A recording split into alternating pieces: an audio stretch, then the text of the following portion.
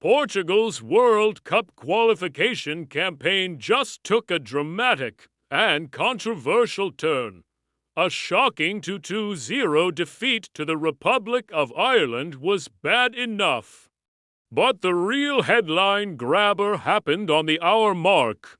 Cristiano Ronaldo, the heart and soul of the team, was sent off after a VAR review. The incident involved a clash with Irish defender Dara O'Shea, where Ronaldo was judged to have thrown an elbow into O'Shea's back. A straight red card. This means Ronaldo's direct role in the qualification phase is over. But the bigger worry? This red card could see him suspended for the first 2 games of the World Cup next summer if FIFA's disciplinary committee deems it violent conduct. The football world is holding its breath. Will one of the greatest players of all time miss the start of what could be his final World Cup? It's a massive question.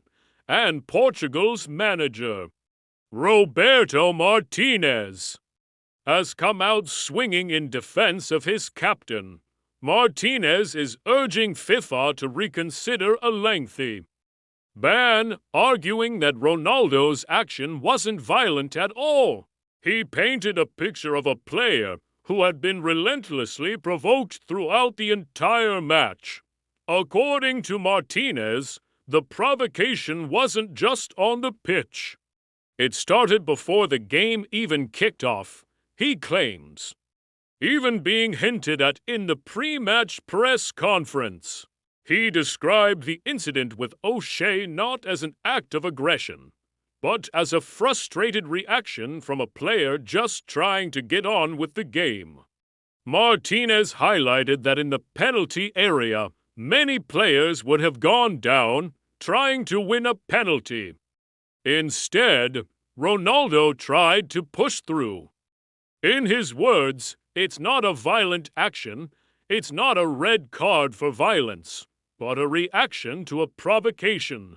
He believes a suspension of more than the standard 1 game would be incredibly unfair.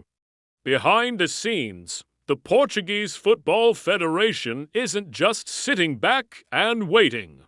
Reports from Portuguese outlet Ebola confirm that officials are already preparing a formal appeal to FIFA.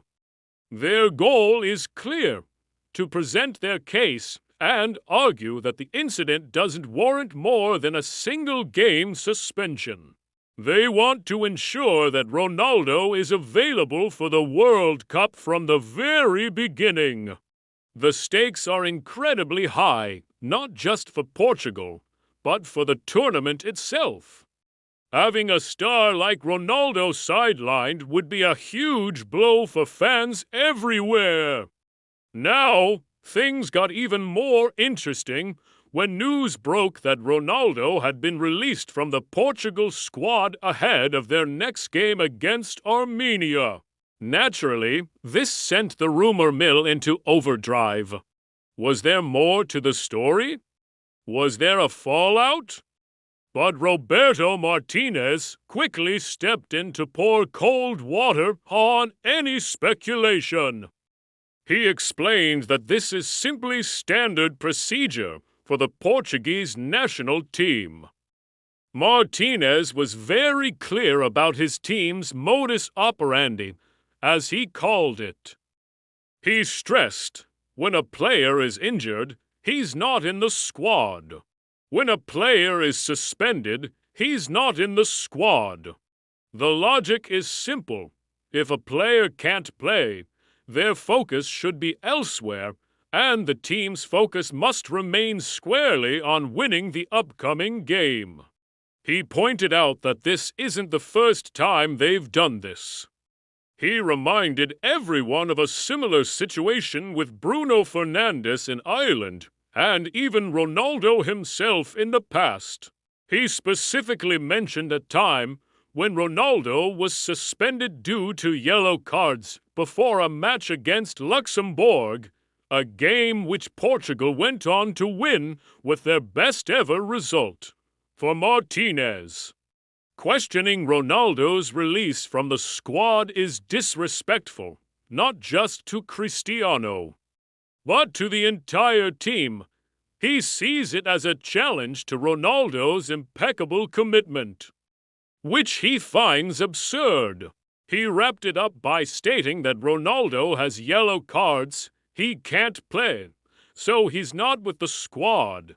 It's just part of their established way of working. So, what happens now? The ball is in FIFA's court.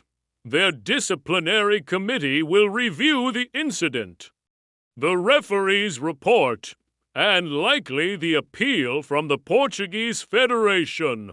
The decision they make will be monumental. On one side, you have the letter of the law regarding violent conduct. An elbow thrown, regardless of the context, is often seen as a red card offense deserving a multi-game ban. The VAR officials on the day certainly thought it was serious enough for a sending off. On the other side, you have the argument of provocation and intent. Was it a malicious act of violence or a moment of frustration from a player being constantly harassed? Martinez's defense paints a picture of a targeted player who finally snapped, but in a way that he argues was not truly violent. He is essentially asking FIFA to look beyond the isolated action and consider the full context of the match. Will they be swayed by the argument that O'Shea and his teammates were pushing the boundaries of sportsmanship? This case brings up a classic debate in football. Where is the line between aggressive play, provocation, and outright violent conduct? It's a gray area that referees and disciplinary committees have to navigate all the time. But when the player involved is Cristiano Ronaldo and the stage is the lead-up to a World Cup, the scrutiny is magnified 1,000 times. Every fan, every pundit has an opinion. Some will say he's a professional and should know better than to react, no matter the provocation. Others will sympathize, arguing that there's only so much a player can take before reacting. As we wait for the final verdict, the story has multiple layers.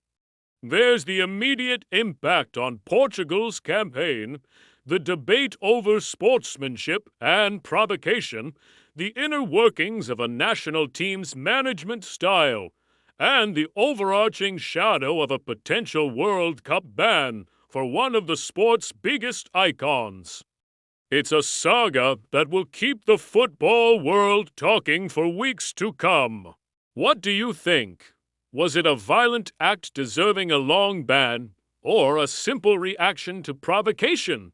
Let me know your thoughts down in the comments. We'll be following this story closely and will bring you any updates as soon as they happen.